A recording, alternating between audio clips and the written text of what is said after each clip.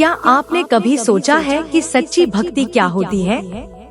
ऐसी भक्ति जो न सिर्फ ईश्वर को प्रभावित करती है, बल्कि हर उस व्यक्ति को प्रेरित करती है जो उसके साक्षात दर्शन करता है। आज हम बात करेंगे ऐसे ही अद्वितीय भक्त की, जिनकी निस्वार्थ भक्ति ने उन्हें प्रभु श्री राम का अनन्य सेवक और भक्त बना दिया। हम बात कर रहे हैं महान वीर, असीम शक्ति के धनी और सबसे महत्वपूर्ण निस्वार्थ भक्ति के प्रतिरूप हनुमान जी की। हनुमान जी की भक्ति में वो शक्ति थी जो हर बाधा को पार कर हर असंभव को संभव बना देती थी। लेकिन उनकी भक्ति की विशेषता क्या थी? क्यों उनकी भक्ति आज भी प्रेरणा का स्रोत बनी हुई है? इस कथा में हम जानेंगे कि किस प्रकार हनुमान जी की निस्वार्थ सेवा और प्रेम ने उन्हें भगवान श्री राम का प्रियतम बना दिया। तो आइए इस कथा की शुरुआत करते हैं। हनुमान जी का जन्म एक दिव्य घटना थी। उन्हें पवन देवता का आशीर्वाद प्राप्त था और इसलिए उन्हें पवन पुत्र कहा जाता है।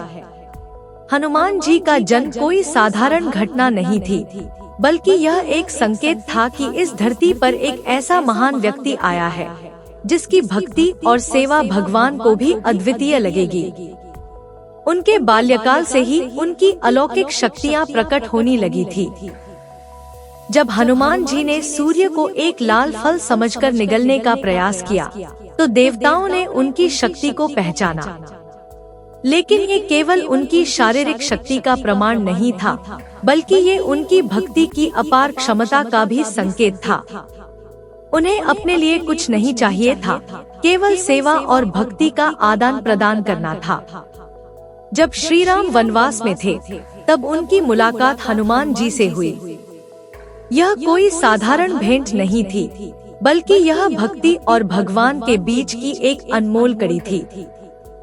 हनुमान जी ने राम को देखते ही पहचान लिया कि ये वही भगवान है जिनकी उन्हें सदियों से प्रतीक्षा थी। हनुमान जी की भक्ति का पहला प्रमाण तब देखने को मिला जब वे श्री राम और लक्ष्मण को ऋष्यमुख पर्वत पर सुग्रीव के पास ले गए। उन्होंने सुग्रीव और श्री राम के बीच मित्रता करवाकर यह साबित कर दिया कि वे केवल अपने व्यक्तिगत स्वार्थ के लिए नहीं, बल्कि पूरी दुनिया की सेवा और भलाई के लिए जन्मे हैं। हनुमान जी ने पहली बार राम की सेवा करके अपने जीवन का उद्देश्य स्पष्ट कर दिया। उनका स्वार्थ कभी नहीं था। उनका उद्देश्य केवल एक था, भगवान की सेवा करना और हर उस व्यक्ति की मदद करना जो धर्म के मार्ग पर हो। हनुमान जी की सबसे प्रमुख कथा जो उनकी निस्वार्थ भक्ति को उजागर करती है, वह है सीता माता की खोज।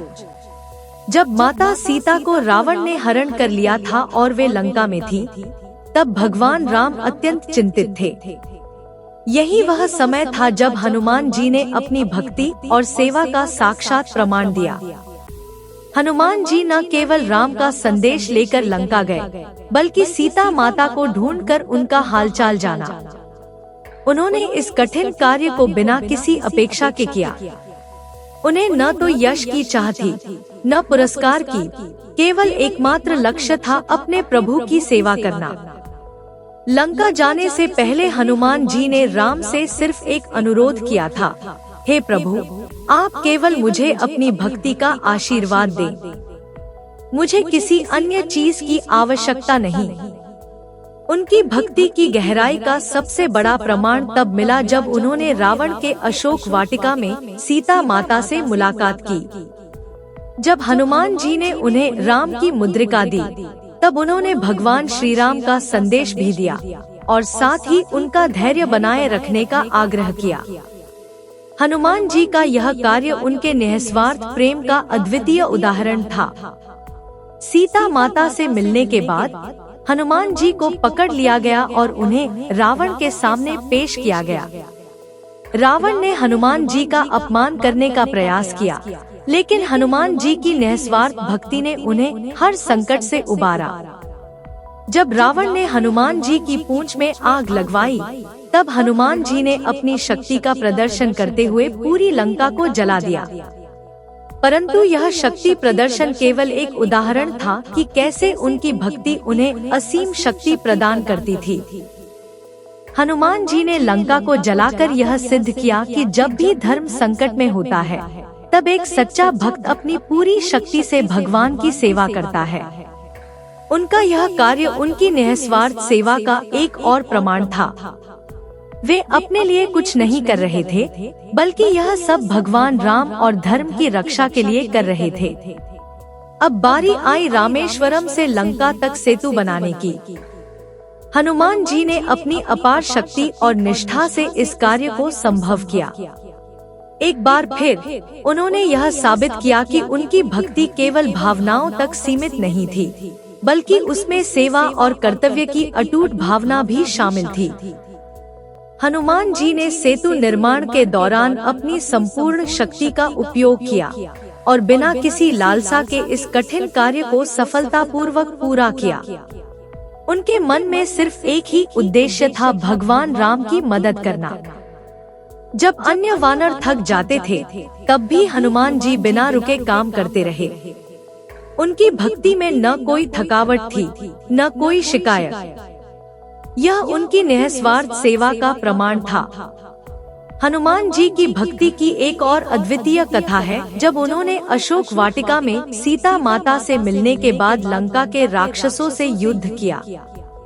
वे अकेले ही पूरे लंका को हिला देने वाली ताकत रखते थे, लेकिन उन्होंने यह ताकत केवल अपने लिए नहीं, बल्कि राम के आदर्शों की रक्षा के लिए इस्तेमाल की।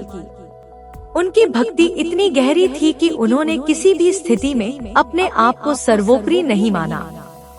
उनके लिए सबसे महत्वपूर्ण था अपने प्रभु की सेवा और उनकी रक्षा करना। अशोक वाटिका में जब राक्षसों ने उन्हें घेर लिया, तब भी हनुमान जी ने अपनी सेवा और भक्ति को सर्वोपरि रखा और बिना किसी भय के रावण के दरबार में पहुँचे। राम और रावण के युद्ध के दौरान भी हनुमान जी की सेवा अद्वितीय थी। उन्होंने न केवल युद्ध में राम की सहायता की, बल्कि जब लक्ष्मण जी मूर्छित हो गए थे, तब वे संजीवनी बूटी लाने के लिए पर्वत उठाकर ले आए। यह कार्य उनकी निस्वार्थ सेवा का चरम था। उन्होंने बिना समय गवाए, बिना किसी दूसरे विचार के अपने प्रभु के प्रति अपनी वफादारी और निष्ठा का अद्वितीय उदाहरण प्रस्तुत किया। हनुमान जी के लिए उनकी भक्ति और सेवा ही सबसे महत्वपूर्ण थी। उनका कोई व्यक्तिगत स्वार्थ नहीं था। वे केवल और केवल भगवान राम की सेवा में लगे रहते थे। हनुमान जी की भक्ति हमें सिखाती है कि सच्ची भक्ति का अर्थ केवल पूजा और उपासना नहीं है, बल्कि यह सेवा, निष्ठा और प्रेम का एक मिश्रण है। हनुमान जी ने कभी अपने लिए कुछ नहीं चाहा। उन्होंने केवल भगवान राम की सेवा में अपना जीवन समर्पित कर दिया। उनकी भक्ति में एक गहराई थी जो आज भी हमें प्रेरणा देती है। हम उनसे यह सीख सकते हैं कि भक्ति का सबसे महत्वपूर्ण पहलू निस्वार्थ सेवा है। जब हम अपने जीवन में किसी भी कार्य को पूरी निष्ठा और समर्पण के साथ करते हैं, तो हमें वह अपार संतुष्टि मिलती है जिसे शब्दों में बयान नहीं किया जा सकता। हनुमान जी की भक्ति का सार यही है, निस्वार्थ सेवा, बिना किसी अपेक्षा के। उनकी भक्ति का हर पहलू हमें यह सिखाता है कि सच्चा प्रेम और भक्ति वही है जिसमें अपने लिए कुछ भी नहीं, बल्कि केवल प्रभु के प्रति समर्पण हो। उनकी भक्ति हमें यह प्रेरणा देती है कि हमें अपने जीवन में भी हर कार्य को पूरी निष्ठा और समर्पण के साथ करना चाहिए, बिना किसी व्यक्तिगत स्वार्थ के। यही सच्ची भक्ति है।